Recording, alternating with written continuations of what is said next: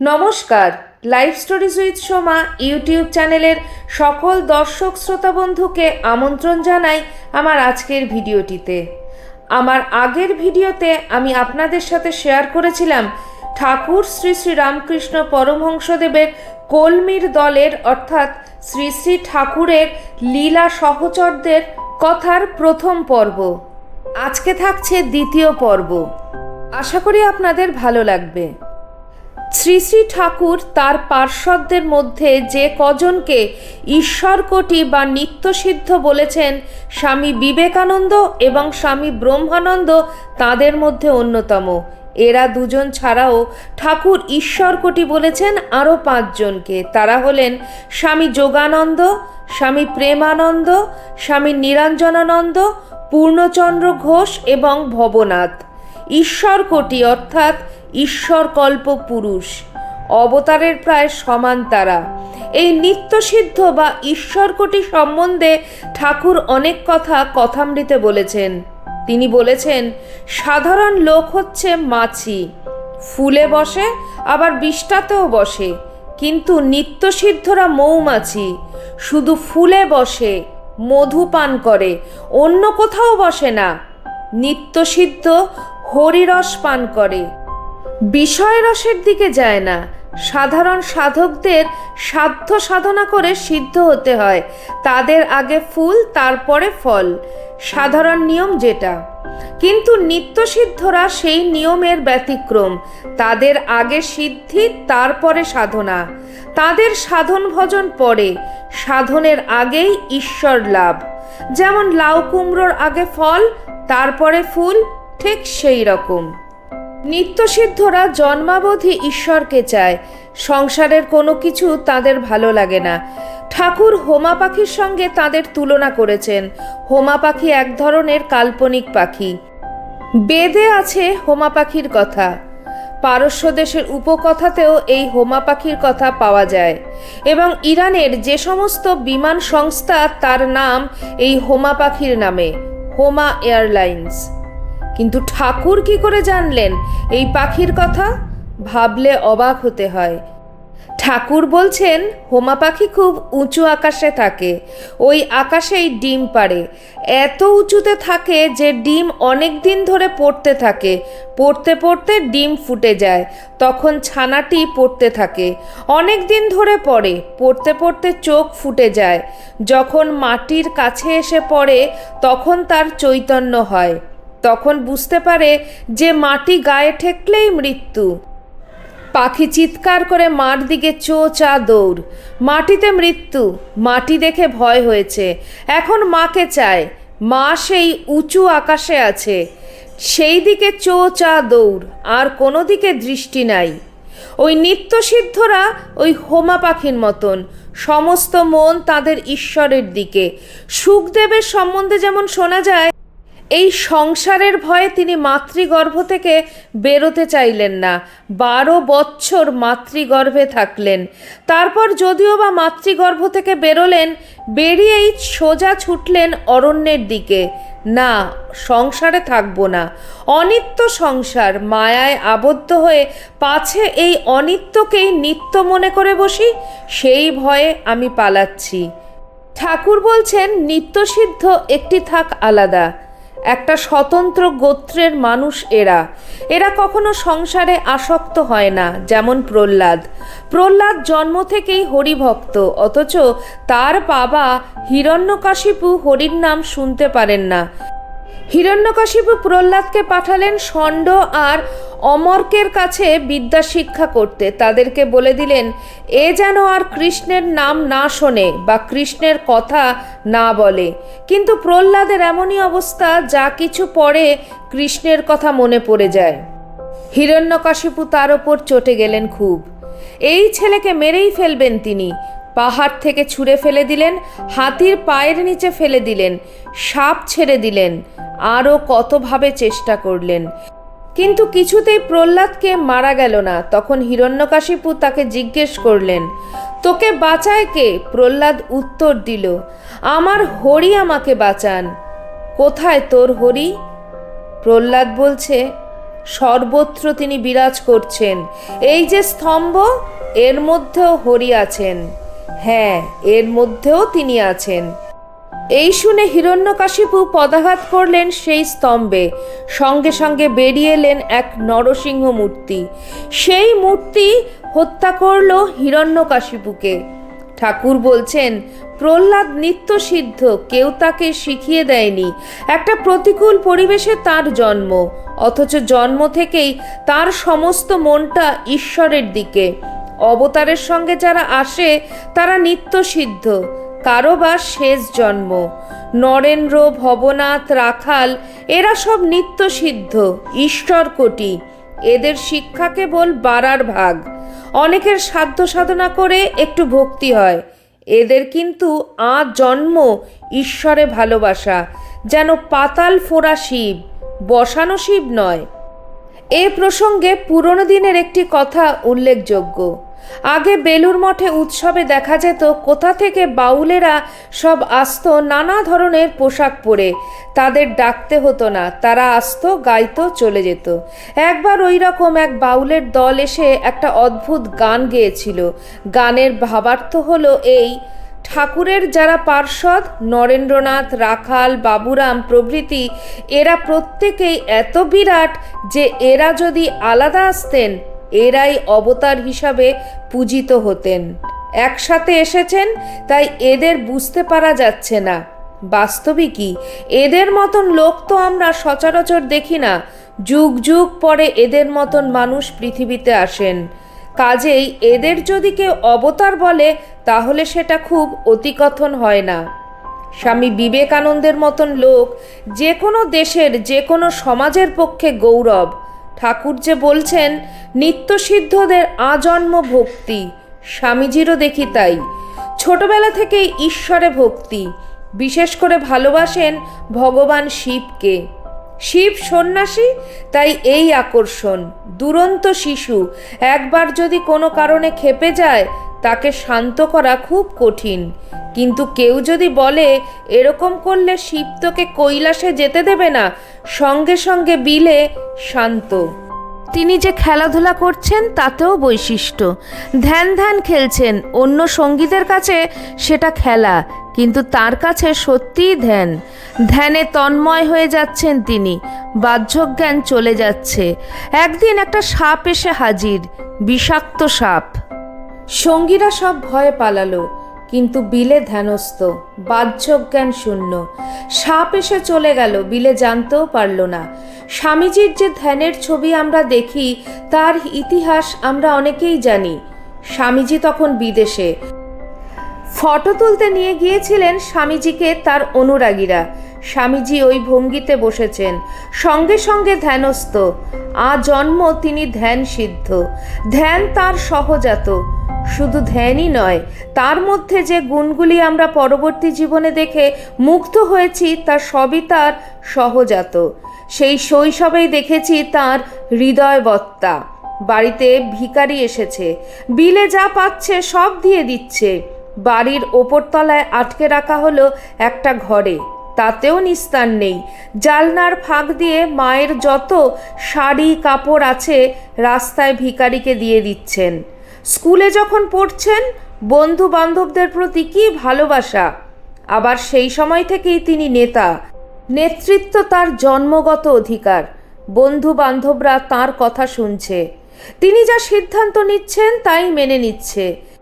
যেমন প্রত্যুৎপন্ন মতিত্ব, তেমনি সাহস। একটি ছেলে ঘোড়ার গাড়ির তলায় চাপা পড়েছে। সবাই বলছে গেল গেল, কিন্তু কেউ এগোচ্ছে না। বিলে রাস্তা দিয়ে যাচ্ছিল স্কুলের ছাত্র, হইচই শুনেই ছুটে গেল, নিজের জীবন বিপন্ন করে ছেলেটিকে বাঁচালো। পাড়ায় একটি গাছের ডালে উঠে বিলে তার বন্ধু বান্ধবদের নিয়ে দোল খেত। একজন বৃদ্ধ প্রতিবেশী ভাবলেন, এরা কোনো না কোনো দিন ঠিক গাছ থেকে পড়ে ঘাড় ভাঙবে। বারণ করলে তো শুনবে না, তাই ভয় দেখিয়ে বললেন, ওরে তোরা ওই গাছে চড়ছিস, জানিস না তো ওই গাছে একটা ব্রহ্মদৈত্য আছে, তোদের ঘাড় মুটকে দেবে। ব্যাস, পরদিন থেকে গাছ ফাঁকা। আর কেউ গাছে চড়েনি। বিলে কিন্তু ঠিক গাছে উঠে দোল খাচ্ছে। সঙ্গীদের একজন এসে বলছে, বিলে তুমি আবার গাছে উঠেছ? ব্রহ্মদৈত্য তোমার ঘাড় মটকে দেবে না? বিলে উত্তর দিচ্ছে, দূর বোকা, আমরা কতবার গাছে চড়েছি। ব্রহ্মদৈত্য যদি গাছে থাকতই বুড়ো বলার আগেই আমাদের ঘাড় মটকে দিত। বন্ধুবান্ধব মিলে নৌকায় বেড়াচ্ছেন। এক বন্ধু অসুস্থ হয়ে বমি করে ফেলেছে নৌকোয়। এই নিয়ে মাঝিদের সঙ্গে ঝগড়া। মাঝিরা কিছুতেই নৌকো পরিষ্কার করবে না, পয়সা দিলেও না।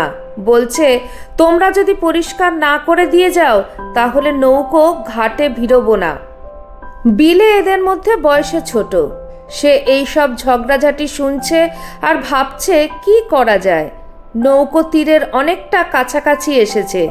কোন ফাঁকে সে নৌকো থেকে লাফ দিয়ে তীরে গিয়ে উঠেছে। তীরে সে দেখেছে কয়েকজন ইংরেজ সৈন্য বেড়াচ্ছে। ছুটে গিয়ে তাদের ভাঙা ভাঙা ইংরাজিতে ব্যাপারটা বুঝিয়েছে। ইংরেজ সৈন্যরা আসতেই মাঝিরা ভয় পেয়ে ছেলেদের ছেড়ে দিয়েছে। এই রকম উপস্থিত বুদ্ধি ছোটবেলা থেকেই। আবার দেখছি যাচাই না করে কোনো কিছু তিনি মেনে নেন না। বাবা ওকালতি করেন। বিভিন্ন জাতের মক্কেলরা আসে তার কাছে। তাদের এক একজনের জন্য এক একটা হুকো। বিলে শুনেছে এক জাতের লোক যদি আর এক জাতের লোকের হুকো খায় তাহলে নাকি জাত যায়। জাত যাওয়া ব্যাপারটা কি? কি করে জাত যায়? এটা তার প্রশ্ন। একদিন যখন কেউ কোথাও নেই তখন চুপি চুপি গিয়ে বিলে সব হুকোগুলো টেনে চলেছে আর দেখছে জাত কি করে যায়। এমন সময় বাবা এসে উপস্থিত। জিজ্ঞেস করলেন, কি করছিস রে বিলে? বিলে উত্তর দিচ্ছে, জাত কি করে যায় দেখছি। আমরা দেখেছি শ্রীরামকৃষ্ণদেব তার জন্য অপেক্ষা করেছিলেন। দেখা মাত্র বুঝতে পারলেন এই হবে তার প্রধান লীলা সহচর। প্রথম দর্শন সুরেন মিত্রের বাড়িতে। নরেন্দ্রনাথ সেদিন কয়েকটা গান গেয়ে শুনিয়েছিলেন ঠাকুরকে। দ্বিতীয় দর্শন দক্ষিণেশ্বরে। সেদিন দেখা হতেই ঠাকুর বলছেন, এত দেরি করে আসতে হয়? আমি তোমার জন্য কতদিন ধরে অপেক্ষা করে আছি। তারপর আবার ঠাকুর বলছেন, আমি জানি তুমি সেই ঋষি নররূপী নারায়ণ। নরেন্দ্রনাথ তো ধরে নিলেন এ নির্ঘাত পাগল। আমি বিশ্বনাথ দত্তের ছেলে আর আমাকে বলছে নররূপী নারায়ণ। কিন্তু আবার দেখলেন যখন অন্যের সঙ্গে কথাবার্তা বলছেন তখন ঠাকুর সম্পূর্ণ স্বাভাবিক আর কঠিন কঠিন সব আধ্যাত্মিক তত্ত্ব অত্যন্ত সহজভাবে বুঝিয়ে দিচ্ছেন। নরেন্দ্রনাথ প্রশ্ন করলেন, আপনি কি ঈশ্বর দর্শন করেছেন? ঠাকুর উত্তর দিলেন, হ্যাঁ দেখেছি। তোমাকে যেমন দেখছি তার চেয়েও আরও স্পষ্টভাবে।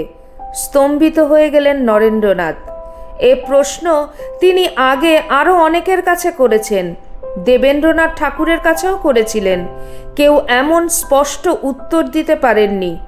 খুব সমস্যায় পড়ে গেলেন তিনি।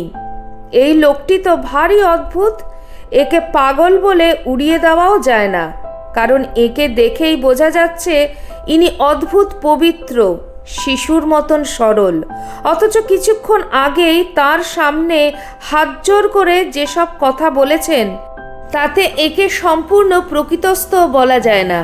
নরেন্দ্রনাথ সিদ্ধান্ত নিলেন লোকটি মনোম্যানিয়াক অর্থাৎ অর্ধোন্মাদ। তাহলেও লোকটি ভালো এবং অন্যের থেকে আলাদা। এদিকে শ্রী শ্রী ঠাকুর কিন্তু নরেনের সাথে দেখা হওয়ার পর থেকেই তার জন্য পাগল। সব সময় নরেন নরেন করছেন। এদিকে বাবুরাম মহারাজ রাত্রে দক্ষিণেশ্বরে রয়েছেন, ঠাকুরের ঘরেই রয়েছেন। তখনও তিনি জানেন না নরেন্দ্রনাথ কে। দেখছেন যে সারা রাত ঠাকুর নরেন নরেন করছেন আর নরেনের জন্য কাঁদছেন। বলছেন নরেনের জন্য বুকের ভেতরটায় গামছা নিংড়ানোর মতন যন্ত্রণা হচ্ছে। বাবুরাম মহারাজ ভাবছেন এই নরেন লোকটি তো ভারী নিষ্ঠুর। এত ভালোবাসেন ইনি আর একে এত কষ্ট দিচ্ছে। নরেন্দ্র মাঝে মাঝে এই জন্য তিরস্কারও করতেন ঠাকুরকে। বলতেন, হরিণের কথা ভেবে ভরত রাজা যেমন হরিণ হয়েছিলেন আপনারও সেই রকম অবস্থা হবে। কেন আপনি আমার জন্য এত ভাবেন? হাজরা মশাইও তাকে খোঁটা দিতেন। এসব শুনে ঠাকুরের মাঝে মাঝে আবার ভাবনা হতো। ঠাকুর বলছেন, একদিন গাড়ি করে বলরামের বাড়ি যাচ্ছি, এমন সময় পথে মহা ভাবনা হলো। বললুম, মা, হাজরা বলে নরেন্দ্র আর সব ছোকরাদের জন্য আমি অত ভাবি কেন? সে বলে, ঈশ্বর চিন্তা ছেড়ে এসব ছোকরাদের জন্য চিন্তা করছো কেন? এই কথা বলতে বলতে একেবারে দেখালে যে তিনি মানুষ হয়েছেন, শুদ্ধ আধারে স্পষ্ট প্রকাশ হন। মা দেখিয়ে দিলেন যে এদের ভেতরে ঈশ্বরের প্রকাশ দেখেছ তুমি, তাই এদের এত ভালোবাসো। ঈশ্বর সর্বত্রই আছেন, কিন্তু শুদ্ধ আধারে তার বেশি প্রকাশ। নরেন্দ্র, রাখাল, বাবুরাম, তারক এই সব যুবক ভক্তদের জন্য ঠাকুর ব্যাকুল কেন? কারণ এদের মধ্যে ঈশ্বরের বেশি প্রকাশ। এরা শুদ্ধ সত্য। এদের এক একজনকে পাওয়ার জন্য তিনি পাগল। ওই যে লাটুরাম, সে তো গরিবের ছেলে, লেখাপড়া শেখেনি, বিহার থেকে এসেছে, চাকরি করতে এসেছে। সে রাম দত্তের গৃহভৃত্য, সেখানেই থাকতো। মাঝে মাঝে দু একটি জিনিস নিয়ে ঠাকুরের কাছে আসতো। ঠাকুর দেখেই চিনেছেন, শুদ্ধ আধার। ঠাকুর বলছেন, ওকে দেবে আমার কাছে? রেখে দিলেন তিনি তাকে নিজের কাছে। নরেন্দ্রনাথ সম্বন্ধে বলতেন, সাক্ষাৎ অগ্নিস্বরূপ। ওর মধ্যে জ্ঞানের অগ্নি দাউ দাউ করে জ্বলছে। মায়া ওর ত্রিসীমানায় ঘেঁষতে পারে না। যা খাবে তাই ও হজম করে ফেলবে। ও আর সবার থেকে স্বতন্ত্র। ঠাকুর অন্যদের জন্য কত বাছবিচার করছেন, কিন্তু নরেন্দ্রের ক্ষেত্রে অনেক সময় সেসবের ব্যতিক্রম করছেন। কারণ সে যে সব থেকে বড় আধার। অন্যরা সবাই বড়, কিন্তু তার মতন নয়। ঠাকুর বলছেন, মাই তো আমাকে দেখিয়ে দিলেন যে এরা সব শুদ্ধ আধার, তাই আমি এদের জন্য ব্যাকুল হই। তখন হাজরার ওপর তার রাগ হলো। তিনি বললেন, আমার মন খারাপ করে দিয়েছিল। ঠাকুর ভাবলেন, সে বেচারিরই বা দোষ কি, সে জানবে কেমন করে? তারপর ঠাকুর বলছেন, আমি এদের জানি সাক্ষাৎ নারায়ণ। নরেন্দ্রের সঙ্গে প্রথম দেখা হলো, দেখলুম দেহবুদ্ধি নাই। অবাক হয়ে গেছিলেন নরেন্দ্রনাথকে দেখে। ঠাকুর ভাবলেন, কলকাতায় তো এত বিষয়ী লোকের বাস, সেখানে এত বড় সত্যগুণী আধার থাকা সম্ভব? স্বামীজি যখন দ্বিতীয়বার দক্ষিণেশ্বরে যান, তখন একটি উল্লেখযোগ্য ঘটনা ঘটে। স্বামীজি গিয়ে দেখেন যে ঠাকুর তার ঘরে খাটে বসে আছেন, তাকেও খাটে বসিয়েছেন, কথাবার্তা বলছেন। এমন সময় ঠাকুর ভাবাবিষ্ট হয়ে একটু একটু করে এগিয়ে আসছেন স্বামীজির দিকে, আর বিড়বিড় করে কি বলছেন। ঠাকুর হঠাৎ কাছে এসে স্বামীজির বুকে নিজের পাটা তুলে দিয়েছেন।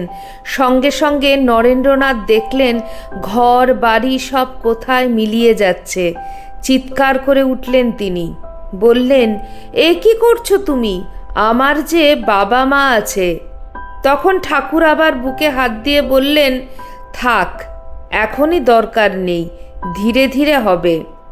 ঠাকুর বলছেন, যদু মল্লিকের বাড়িতেও ঠিক ওই রকম হয়েছিল। সেদিন ঠাকুর স্পর্শ করা মাত্র নরেন্দ্রনাথ বাহ্যজ্ঞান হারিয়ে ফেলেছিলেন, আর সেই সময় ঠাকুর তাকে প্রশ্ন করে জেনে নিয়েছিলেন তিনি কে, কোথা থেকে এসেছেন, কি উদ্দেশ্যে এসেছেন ইত্যাদি।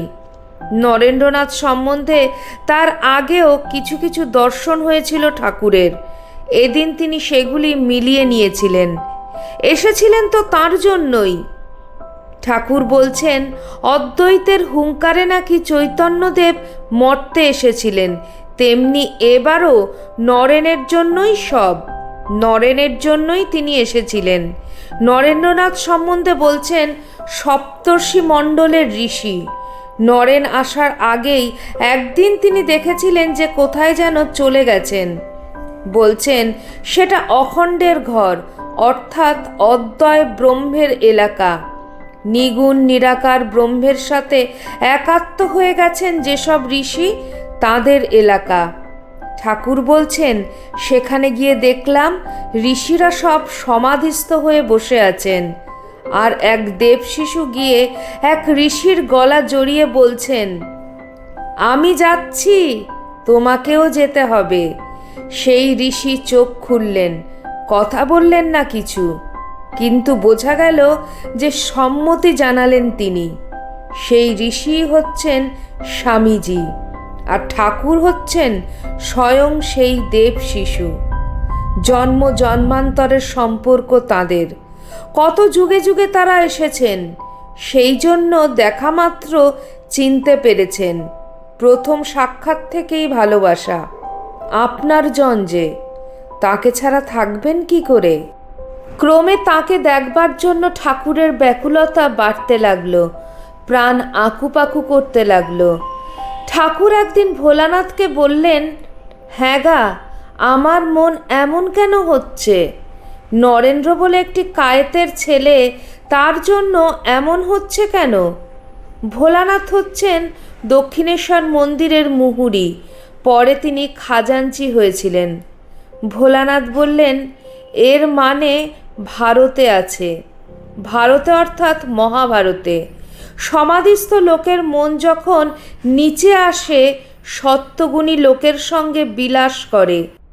সত্যগুণী লোক দেখলে তবে তার মন ঠান্ডা হয়। এই কথা শুনে ঠাকুরের মনে শান্তি হলো। মাঝে মাঝে নরেন্দ্রকে দেখবেন বলে তিনি কাঁদতেন বসে বসে, এত আকর্ষণ নরেনের প্রতি। শাস্ত্রে বলে, সমাধি হয়ে গেলে মানুষের আর 21 দিন কোনো রকমে শরীরটা থাকবে, কারণ শরীরটা থাকে কোনো একটা বাসনা থাকলে। সমাধিমান পুরুষের কোনো বাসনা নেই, তাই সমাধির 21 দিন পরে শরীরটা নষ্ট হয়ে যায় তাদের। কিন্তু অবতার পুরুষ বা অবতার কল্প পুরুষ যারা, তারা সমাধির পরেও লোক কল্যাণের বাসনা রেখে দেন। সেই বাসনাটা নিয়ে তারা শরীর ধারণ করে থাকেন। তারা সাধারণ মানুষের মতোই চলেন ফেরেন, কিন্তু সাধারণ নন তারা। আমাদের মাপকাঠিতে যদি আমরা তাদের বিচার করতে যাই, তাহলে ভুল করব। নিয়ম কাদের জন্য? সাধারণ মানুষের জন্য।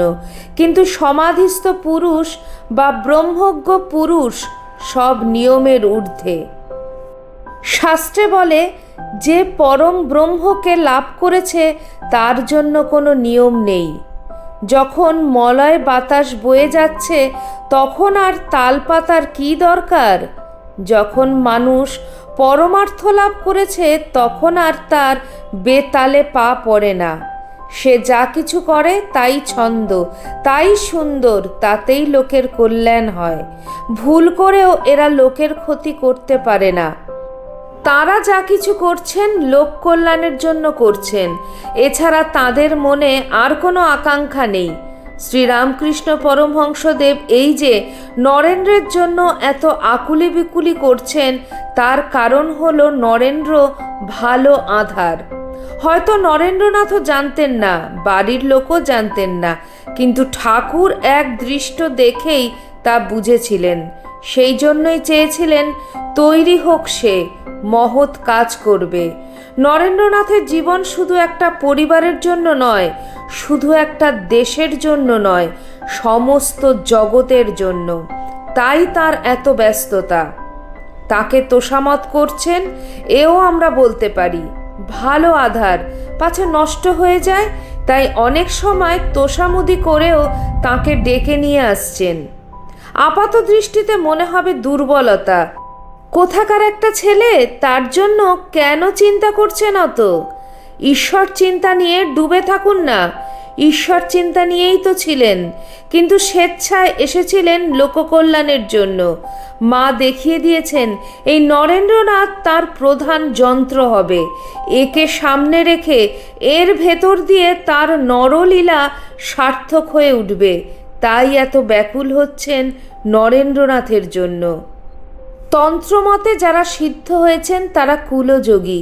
হাতি যেমন যে পথ দিয়ে যাচ্ছে সেটাই পথ, পথ করে নিয়ে যায় সে। আগের থেকেই কোনো পথ তৈরি না থাকলেও তার চলে। তেমনি সিদ্ধ পুরুষ যে পথ দিয়ে যাবেন সেটিই হবে পথ। তারা সাধারণের পথ অনুসরণ করবেন না, সাধারণ মানুষই তাদের পথ অনুসরণ করে চলবে। এই যে নরেন বা অন্যান্য যুবক ভক্তদের জন্য ঠাকুরের এই ব্যাকুলতা, হাজরামশাই বা অন্য কেউ কেউ হয়তো এর সমালোচনা করছেন, কিন্তু প্রকৃতপক্ষে তার সমালোচনা করার অধিকার তাদের নেই। শ্রীরামকৃষ্ণ পরমহংসদেবের মতন মানুষ যা কিছু করেন তার পেছনেই একটা মহৎ উদ্দেশ্য থাকে। আমরা দেখি প্রথম থেকেই ঠাকুর নরেনের প্রশংসায় পঞ্চমুখ। বলছেন, আমার নরেনের ভেতর একটুও মেকি নেই, সহস্রদল পদ্ম নরেন, খাপ খোলা তরোয়াল, যা সামনে পড়ে কচকচ করে কেটে দেয়। নরেন্দ্র কাহাকেও কেয়ার করে না, আমাকেও গ্রাহ্য করে না নরেন্দ্র। খুব গর্বের সঙ্গে কথা বলছেন ঠাকুর। এই গর্ব সাধারণ সংসারী পিতাও অনুভব করেন যখন দেখেন যে ছেলে সপ্রতিভ হচ্ছে, তার ব্যক্তিত্ব জেগে উঠছে। একদিন নরেনের সামনেই ঠাকুর বলে বসলেন, যে শক্তির জোরে কেশব সেন বিশ্ববিখ্যাত হয়েছেন, ওই রকম 18টা শক্তি নরেনের মধ্যে জল জল করছে। নরেন্দ্রনাথ তো শুনেই খুব ব্যস্ত হয়ে উঠেছেন। কি বলছেন আপনি? এসব শুনে লোকে বলবে আপনি নির্ঘাত উন্মাদ। কোথায় জগৎ বিখ্যাত কেশব সেন আর কোথায় আমার মতন একজন স্কুলের ছোড়া? ঠাকুর বলছেন, কি করব? মা আমাকে দেখিয়ে দিলেন যে। মা তো আমাকে সত্যি ছাড়া মিথ্যে দেখান না। মা যে মিথ্যে দেখাননি, ভবিষ্যতে আমরা অবশ্য তার প্রমাণ পেয়েছি। কিন্তু সেই সময়েই ঠাকুর কি করে কথা বললেন ভাবলে অবাক হয়ে যেতে হয়। কারণ নরেন্দ্রনাথকে তখন আর কজন চেনে? একজন বুদ্ধিমান যুবক, সপ্রতিভ যুবক, এই পর্যন্ত তার পরিচয়। আর তার সংস্পর্শে যারা আসতেন তারা সবাই যে তাকে প্রশংসা করতেন তাও নয়। অথচ ঠাকুর সেদিনই চিনে নিয়েছিলেন তার নরেনকে। আজকে আমার ভিডিওতে আপনাদের সাথে শেয়ার করলাম কলমির দলের দ্বিতীয় পর্ব, স্বামী বিবেকানন্দকে ঠাকুরের চিনে নেওয়ার কথা। আপনাদের ভিডিওটি কেমন লাগলো অবশ্যই কমেন্ট সেকশনে কমেন্ট করে জানাবেন। চ্যানেলের নতুন বন্ধুদের কাছে একান্ত অনুরোধ, চ্যানেলটি সাবস্ক্রাইব করে আমার পাশে থাকবেন। আর পাশে থাকা বেল আইকনটি অবশ্যই ক্লিক করে দেবেন, যাতে আমার পরবর্তী ভিডিওতে আপনার সঙ্গে আমার আবার দেখা হয়। আজ এই পর্যন্ত, আবার খুব শিগগিরই দেখা হচ্ছে আপনাদের সঙ্গে কোনো একটি নতুন ভিডিওতে। সবাই ভালো থাকুন, সুস্থ থাকুন। জয় ঠাকুর, জয় মা, জয় স্বামীজি।